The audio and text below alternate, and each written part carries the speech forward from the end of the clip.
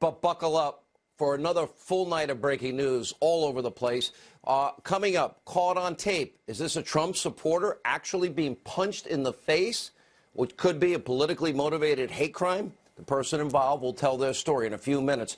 First, we begin in Chicago once again. And today, after posting a $100,000 bond, Jussie Smollett sprinted away. As you can see from the media, the Empire actor spent the entire day in jail, a Cook County Circuit Court, after he was arrested on felony charges for filing a false police report. Now, according to prosecutors, Smollett organized an elaborate, poorly executed hate crime hoax, leaving a massive trail of evidence. Take a look. Smollett stated that he wanted them to appear to attack him on the evening of January 28, 2019, near his apartment building. Defendant Smollett further detailed that he wanted Abel to attack him, but not hurt him too badly, and to give him a chance to appear to fight back. Defendant Smollett also included that he wanted Ola to place a rope around his neck, pour gasoline on him, and yell, "This is MAGA country." Smollett provided Abel with a $100 bill to purchase the rope, gasoline, ski masks, gloves, and the red baseball caps, which resemble the ones that say, "Make America Great Again." All right, that same prosecutor saying that Smollett paid two brothers to stage this attack. They even rehearsed it with a check, paid with a check, kind of like Jerry Springer. Pretty brilliant. Now, phone records show the actor called them before and immediately after the incident. Another brilliant move. And texts show the trio coordinating the alleged hoax. Other texts revealing that one of the brothers even sold designer drugs to Smollett. And police are now saying that Smollett likely scratched his own face to make the attack more believable. By the way, that kind of takes hating Trump psychosis to a whole new level. All occurring, of course, after Smollett allegedly sent himself a threatening racist letter containing a white powdery substance. Another genius move. We have forensics. Now, if this is all true, if this turns out to be true, nothing funny about it. Smollett wasted precious law enforcement resources in a city that has been racked with real violent crime for many, many years now. A city where young people and even women or children are shot. People are murdered every single week in Chicago, lots of them. It also appears that he used his celebrity status and race to smear and slander the people of Chicago, Trump supporters everywhere. And according to police, he did it for attention, sympathy, and because he was unhappy with his seven-figure salary. Now, the judge called these alleged actions despicable. The Chicago police superintendent, Eddie Johnson's his name, rightly outraged. This was one of the single most powerful press conferences I have ever watched. Take a look. This announcement today recognizes that Empire actor Jussie Smollett took advantage of the pain and anger of racism to promote his career. Why would anyone, especially an African-American man, use the symbolism of a noose to make false accusations? How could someone look at the hatred and suffering associated with that symbol and see an opportunity to manipulate that symbol to further his own public profile? Bogus police reports cause real harm. They do harm to every legitimate victim who's in need of support by police and investigators, as well as the citizens of this city. That was a powerful press conference by the police superintendent. Now, it was just 1 week ago that Smollett went on Good Morning America for an interview with Robin Roberts. This is what he said to her. Let's take a look. How can you doubt that? Like, how do you not believe that? It's the truth. And then it became a thing of like, oh, it's not necessarily that you don't believe that this is the truth. You don't even want to see the truth. It feels like if I had said it was a Muslim or a Mexican or someone black, I feel like the doubters would have supported me a lot more. And that says a lot about the place that we are in our country right now. I respect too much the people who I am now one of those people who have been attacked in any way. You do such a disservice when you lie about things like this. Justice Smollett is no longer speaking with the media, although there are reports tonight that he is back on the set of Empire. His lawyers stated that they are planning a, quote, aggressive defense, and they asked that their client be given the presumption of innocence. Even though Smollett didn't afford the same noble principle to Justice Kavanaugh just a few months ago, he tweeted out, hashtag, oh, I believe Dr. Christine Blasey Ford, and much worse. Still on this show, in spite of these unfolding events, we recognize that being innocent, presumed innocent until proven guilty, is an inalienable right, even afforded to those with no principles. And in this particular case, the evidence is beginning to look overwhelming and incontrovertible. None of it good for Mr. Smollett. Now, I remember back a while ago, I said the same thing about Michael Avenatti. I'm sure doesn't agree with much of what I say. Remember his case? But that was a he said, she said. In the end, I kept saying I will give him the due process and presumption of innocence that he never gave Judge Kavanaugh. There were 3 separate investigations, and he got cleared. In other words, they cleared him of any wrongdoing. Now, despite the massive amount of evidence against the Empire actor, you have to assume he's an innocent man until convicted in a court of law. So that is standard for anybody. But tonight, this is about so much more than an overpaid, attention-seeking, wanting a raise, Trump-hating actor. The Smollett case represents another example of what I have been saying since 07 and 08. Journalism in this country is dead. In case after case after case, the mainstream media, they devour, any story that just fits their radical, extreme extension of the Democratic Socialist Party agenda. If it advances the narrative that Donald Trump is evil and his supporters are bad and America is scary and racist and sexist, homophobic, xenophobic, Islamophobic, the media mob will shift into full gear without performing any due diligence, without even picking up the telephone, without any kind of investigation, not even 5 minutes worth. Look at what they did to this 16-year-old Covington High School student, and of a 15-second blurb, they accused him of being a racist. They went out, they harassed him, accused him of assaulting a 65-year-old activist and getting in his face. They tried to ruin this kid's life. Slander, smearing, besmirching, character assassination. They accused Justice Kavanaugh of gang rape. Every other weekend, he and his friends were drugging teenage girls and literally, lining up in the hall for these gang rapes that nobody ever reported. And, of course, they tried to ruin his life, tried to call him an alcoholic. We know how that ended. He's now a Supreme Court justice. Remember, they falsely accused UVA students of rape. Remember the Duke lacrosse players? They accused them of rape. 80-some-odd professors at Duke bought the story hook, line, and sinker without any evidence. And it turns out I actually went to meet some of the family members, some of the kids, doing my own due diligence. Now, they falsely accused Darren Wilson. Remember him? He used to be a police officer. His career's over. George Zimmerman, everybody was saying he was guilty, but there was an eyewitness that showed up. Several police in Baltimore, everybody was assured they're going to get guilty pleas. None of them did. And guess what? As we speak, they're falsely accusing President Trump of Russia collusion. That, too, is a hoax, while simultaneously ignoring what is now a mountain of evidence of the single biggest abuse of power corruption scandal in history, where they tried to rig an election and then undo an election, a duly elected president of the United States. In the era of Trump, far-left hoaxes, way too common. The media, way too complicit. But they buy these stories again and again, hook, line, sinker, vilifying innocent people in the process over and over again. When the stories are exposed, when the lies are revealed, so-called journalists at so-called news organizations, they move on. They just pretend like it never happened.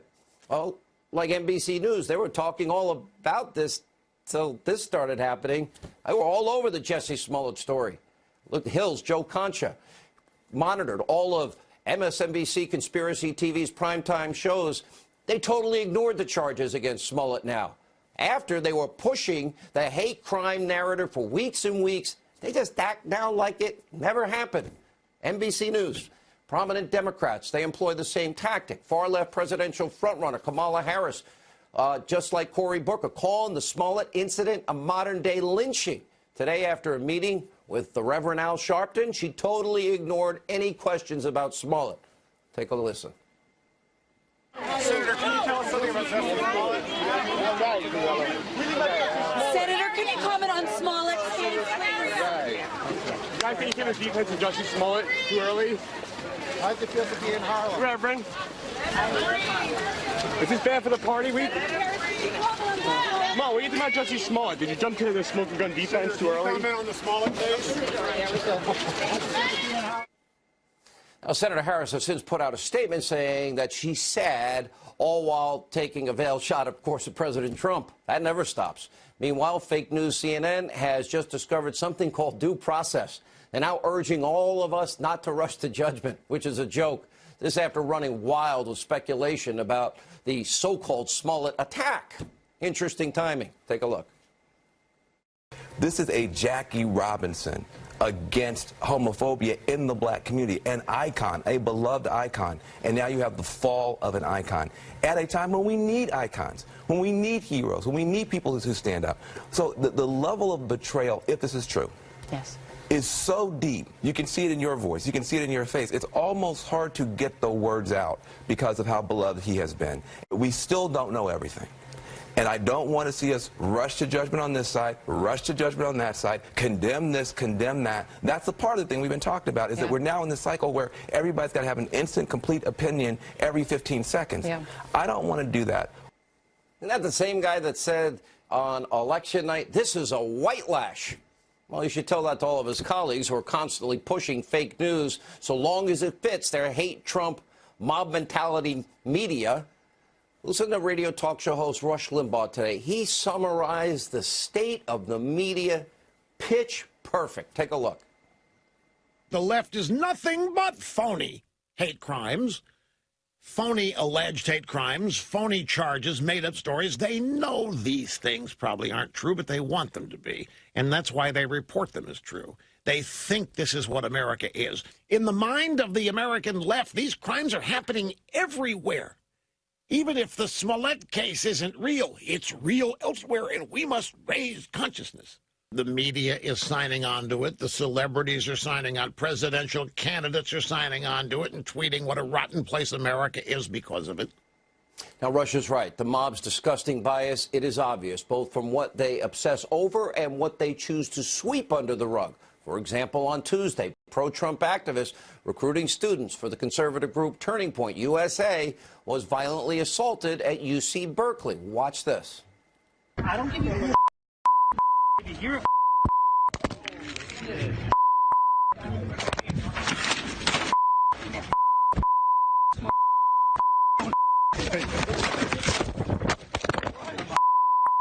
You want to hit me? I'll shoot you. and then that's not Get the that's not Chris. You're on this fight, dude. I'm with you. Yeah. On this fight, I'm with you. You put your hands on me again. Racist little.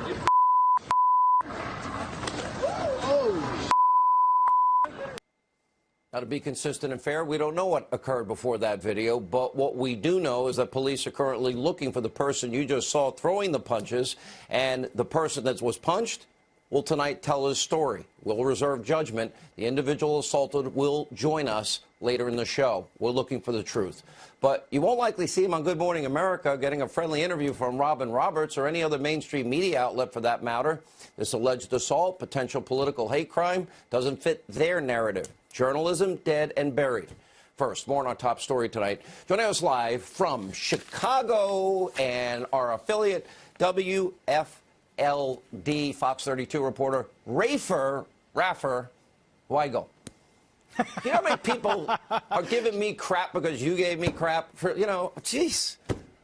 All right, listen, I just want to thank you, Sean, for extending my contract after giving me the pink slip 3 days ago. So I really do appreciate you bringing me back on. I was kidding, and you obviously kidding, but you've been doing great work. You're a good man. All right, what's the latest? This is a serious topic, obviously. Yeah, it absolutely is. You know, you were talking about Superintendent Eddie Johnson earlier when he gave his press conference. That was the most demonstrative that I have ever heard Eddie Johnson at any press conference. The phrase he gave was, "This is not TV, this is real life," and real life is coming hard and fast at Jussie Smollett right now. He finally had his camera debut, and it was anything at all but a red carpet experience, as hordes of media, myself included, and cameras descended on him in a media scrum that I personally have never seen before. We shouted questions at him. He took no questions, and then he got into the back of a black SUV, shielded by his bodyguards, and then went to the set of Empire, where he was expected earlier in the day today before he got arrested. But that courtroom, when he was in there posting bond, it was so dramatic, the tension you could cut with a knife. As the assistant state's attorney was reading these charges, a mountain of evidence, you could see Smollett staring daggers at her. And the evidence was so detailed, down to the fact that this man, Abel, one of the two alleged attackers, was his former drug dealer, and even down to what Jussie Smollett wanted them to do and say in the attack. Take a listen. Defendant Smollett also stated he wanted the brothers to catch his attention by calling him an Empire F, Empire N. Defendant Smollett further detailed that he wanted Abel to attack him, but not hurt him too badly, and to give him a chance to appear to fight back. And even the judge had some fiery rhetoric for Smollett, saying that he is presumed innocent until proven guilty. But if these statements are true, the judge saying it is outrageous and despicable. And he described the noose that Jussie Smollett used as a symbol of evil in this country. Now, just a few moments ago, I got a statement from Jussie Smollett's lawyers, and I'm going to read it to you so I get it right. Not the whole thing, just the beginning part. It says, "Today we witnessed an organized law enforcement spectacle that has no place in the American legal system. The presumption of innocence, a bedrock in the search for justice, was trampled upon at the expense of Mr. Smollett, and notably on the eve of a mayoral election." So they are claiming politics is behind all of this. They're giving every indication that they're going to fight this. His next court date is on March 14th. Sean?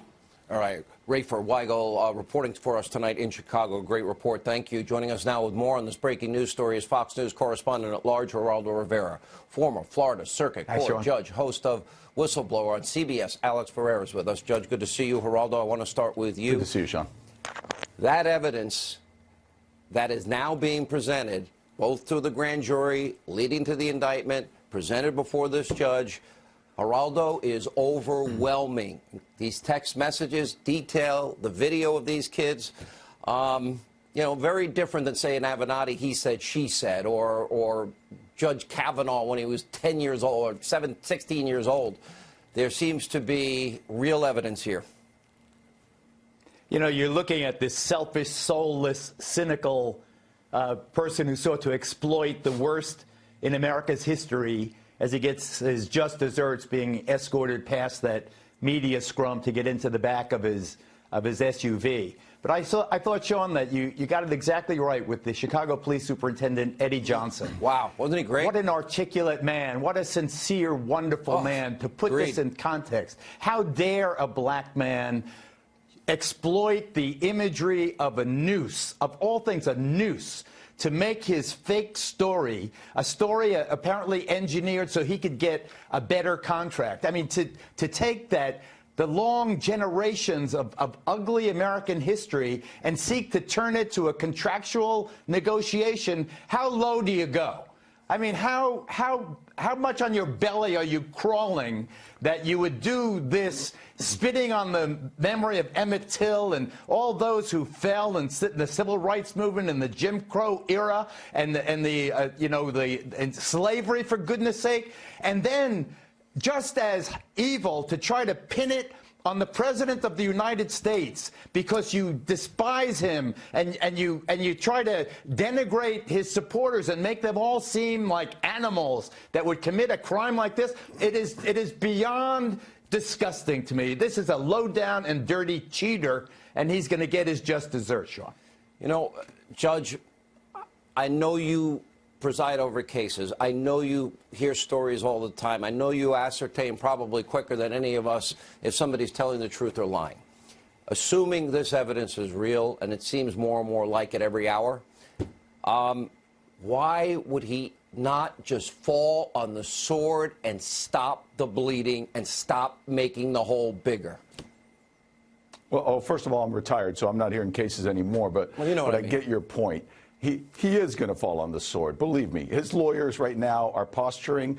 What they want to get him is a non-felony conviction and a probationary sentence. That's a home run for them.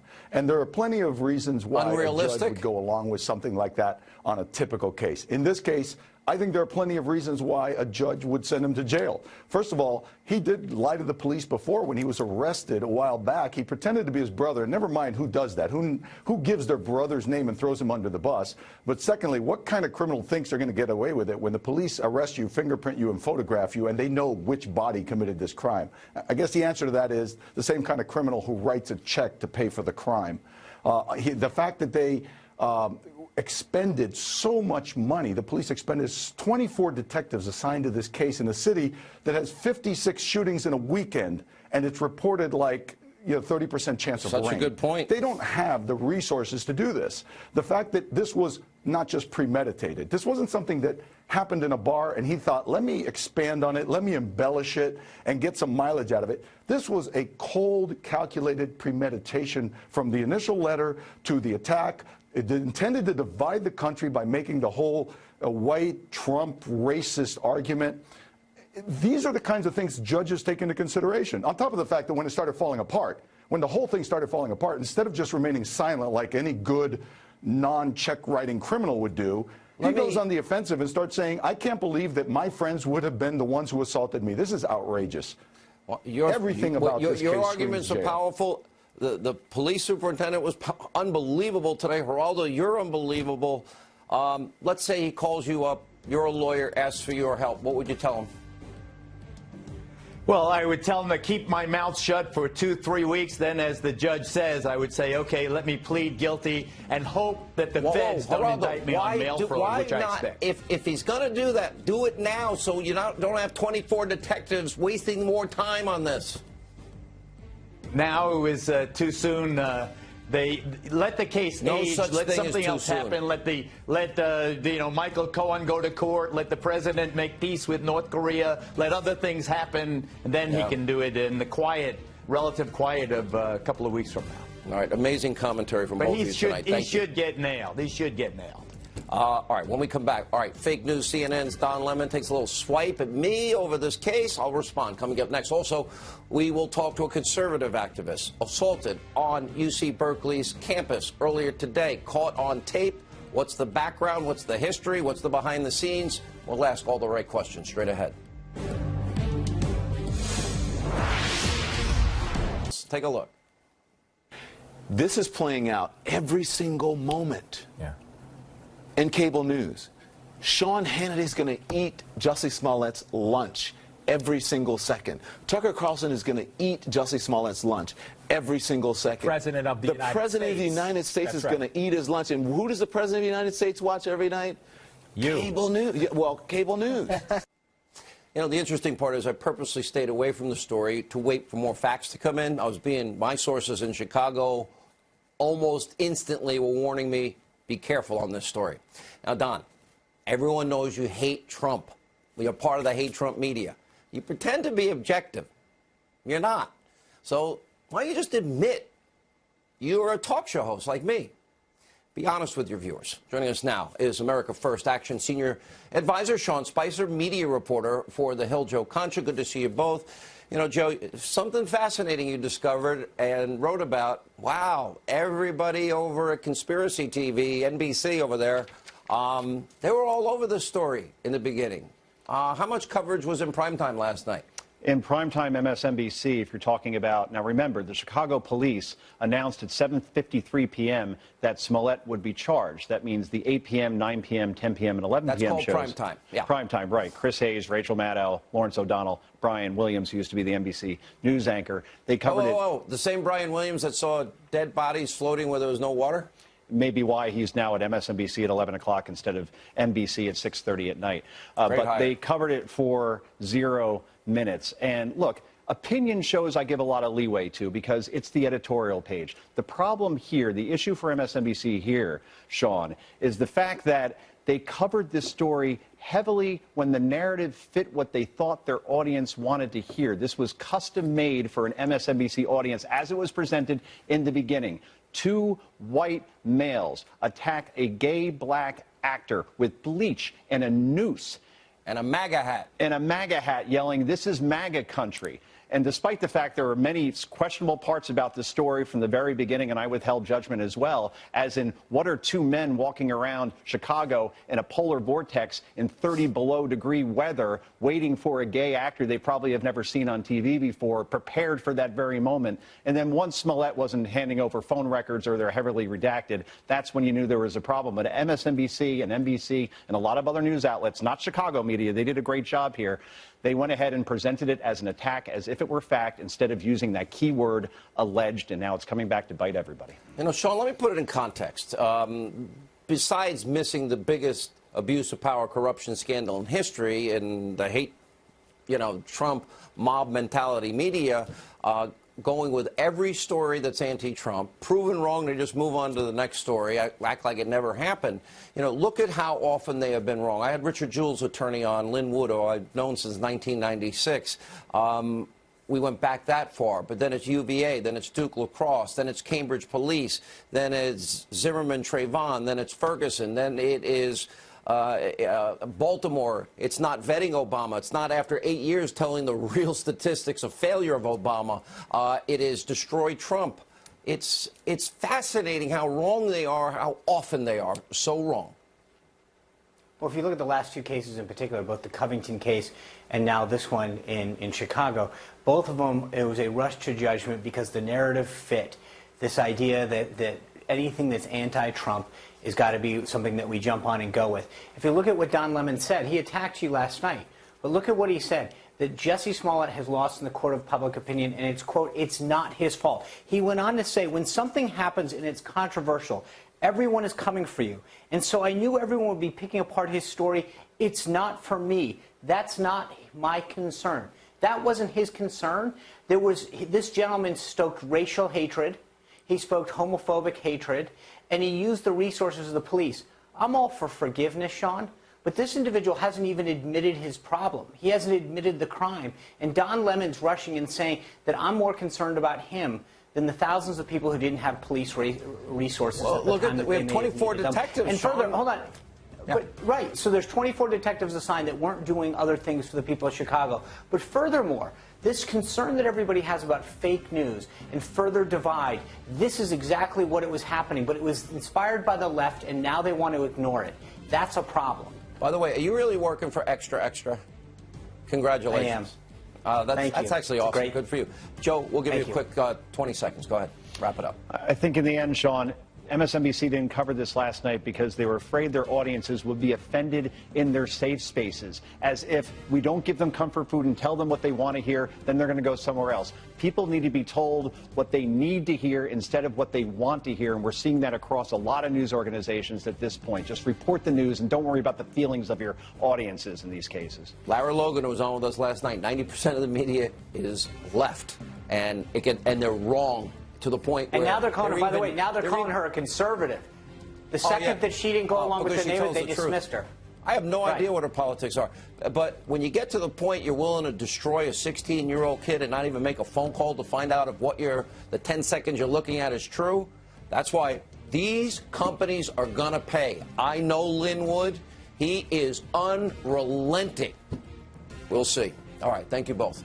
All right, wait till you hear how much of a hypocrite, oh, you're going to love this, socialist Bernie Sanders is when it comes to his wealth. Also, a shocking video appears to show a conservative punch in the face at the University of California, Berkeley.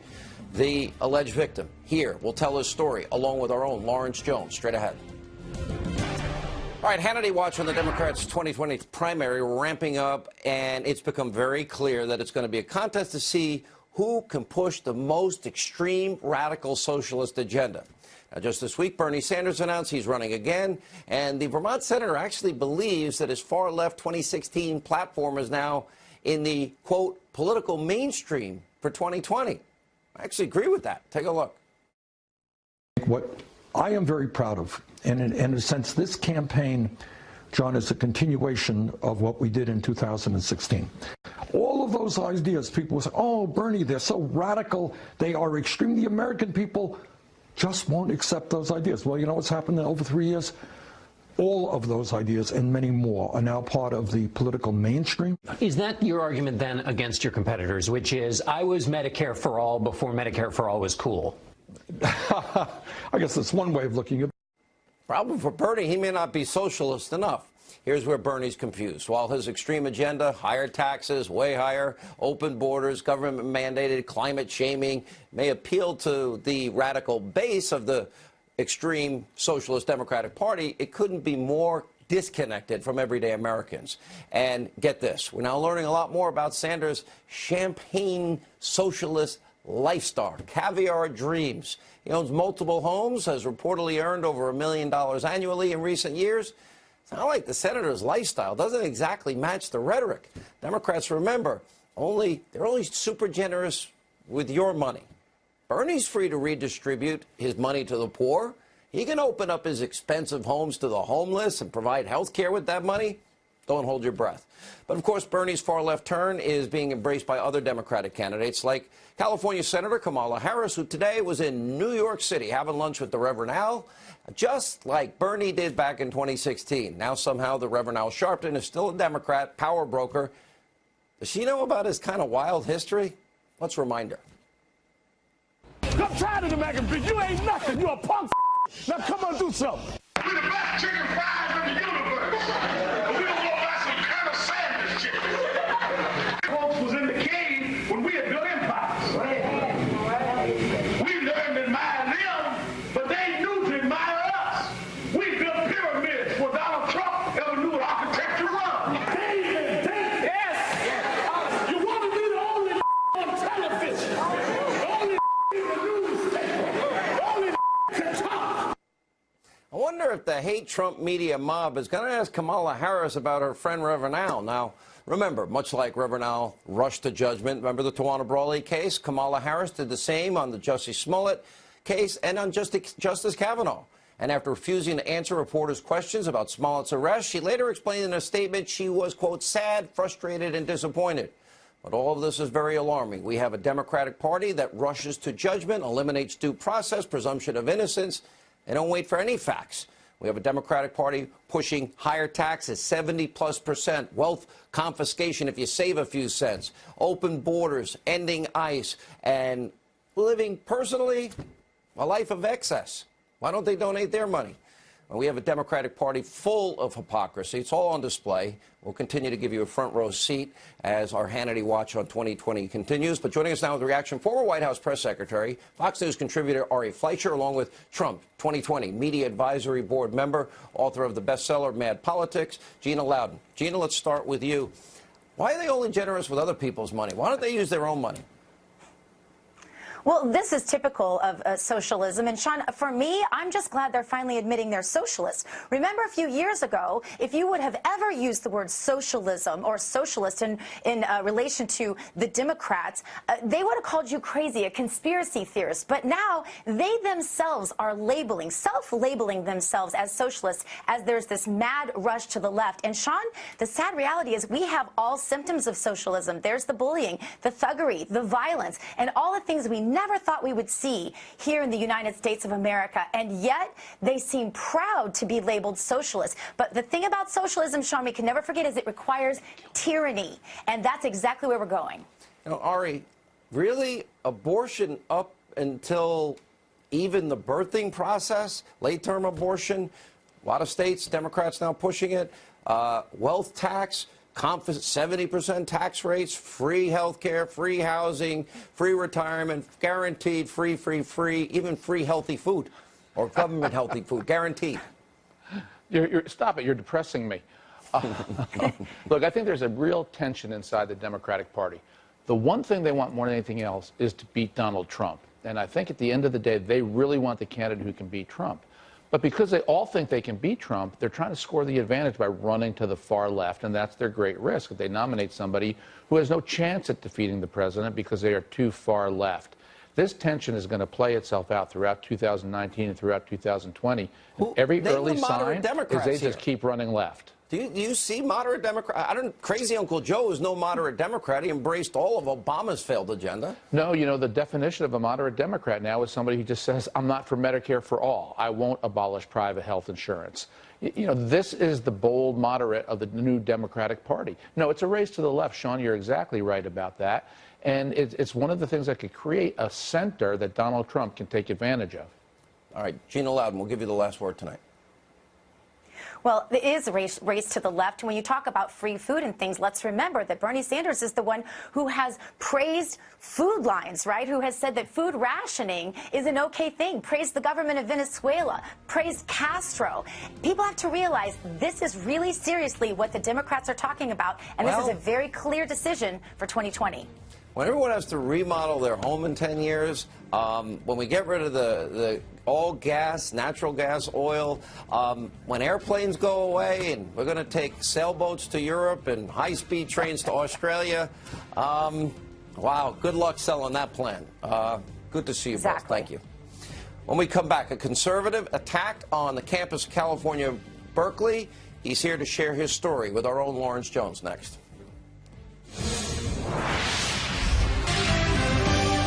All right, amid the whirlwind of news of political violence in America, lost in the coverage was a very disturbing event at UC Berkeley on Tuesday. Conservative youth organization Turning Point USA's UC Berkeley affiliate, they had a table set up in the college's plaza where members were recruiting students to join. According to multiple eyewitnesses, an unidentified individual confronted the Turning Point table before physically assaulting Hayden Williams, a Leadership Institute field representative who was helping Turning Point. The actual punch was caught on camera, but not what led up to it. Take a look. I don't give you a baby. You're a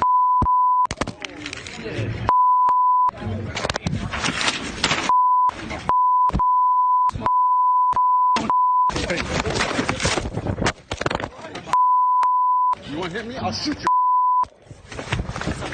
and then that's not Get the that's not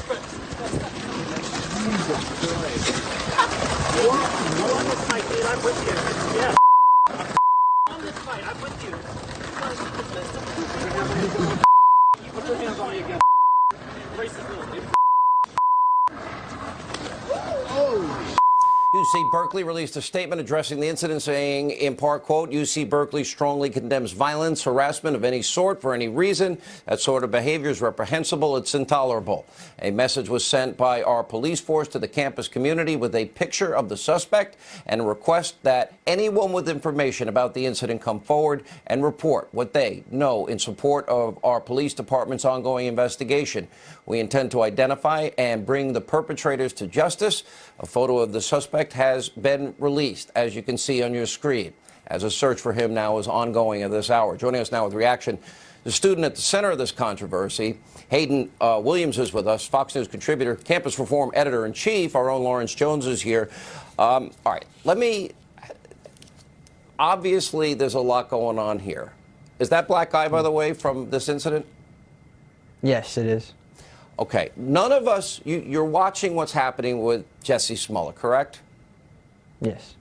A lot of people may doubt your story. What led up to it? And is there any evidence that you have eyewitnesses that will testify that you did nothing to provoke this? Absolutely. So I'm a field representative, as you said, for the Leadership Institute, and it's my job to help organize and train conservative activists throughout California. And on Tuesday, I was invited to UC Berkeley's campus to help a conservative group, Turning Point, recruit new members. And while I was there, some students took offense to our sign that we had that said, "Hate crime hoaxes hurt real victims." And this person claimed we were promoting violence on campus and proceeded to take his aggression out on us. How many witnesses do you have? Because listen, I'm watching. I train MMA We have contacted three students that were surrounding this event. They have backed up what Hayden had to say here. We contacted the university police, and we've even asked for if anyone has any other evidence that could give us a full picture to give that to us. This is what we do now. But we do know that there were witnesses from the get-go, correct? Numerous ones? Yes, we know that. We know there were 3 witnesses, but I think it's also important to note, Sean, that this is not new for UC Berkeley. All right, this is a school that's been burnt down almost because they don't like the conservative point of view on the college campus. And so it's not just an isolated event here. The conservative view is under attack, and you have professors that are on that campus that don't want the conservative view and students there. So it's something we got to take seriously, Sean. All right, Lawrence, thanks for investigating for that. Hayden, assuming right now, because we're in this moment, obviously, with Jussie Smollett, that you have those witnesses, that would make you a victim.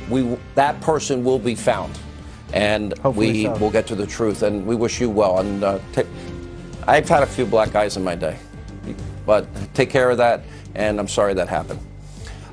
When we come back, we're going to read some of your viewer mail next, straight ahead. Show tomorrow, don't forget we're headed to Vietnam. We're going to be interviewing the president exclusively, the big summit with Kim Jong-un. To the mail, Dennis writes about the Smollett case. I hope you give praise for all the good work that the Chicago Police Department did on this case, for all the negativity. The city receives most of it. It is just. They followed the evidence, didn't listen to the mainstream media. Great job, CPD. And I agree. And their superintendent's amazing. Let Not Your Heart Be Troubled. Laura's next. Missed it by 2 seconds. Hannity, thanks so much. Good salute to the police and the Border Patrol. Thank you so much.